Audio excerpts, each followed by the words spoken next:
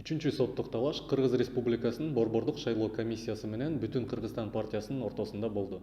Борбордук шайлоо комиссияга төмөнкүдөй себептерден Улам партиянын талапкерлеринин тизмесин каттоодон баш тартуу чечимин кабыл алды. Расмий чечимдин негиздемесине ылайык, Борбордук шайлоо комиссияга каттоого берилген партиянын тизмеси менен курултайда бекитилген тизме дал келбестиги жөнүндө билдирүү келип түшкөн. Партиянын курултайында видео тасманы көрүп жатып, Борбордук шайлоо комиссия добуш берүү купуялуулугу сакталбагандыгын жана талапкерлердин бөлөк тизмеси бекитилгенин аныктаган.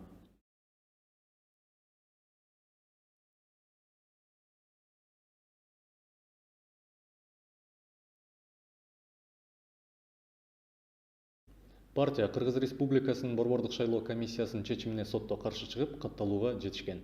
Шайлоо талаштар тууралуу окуялар сериябызга көз салып туруңуз.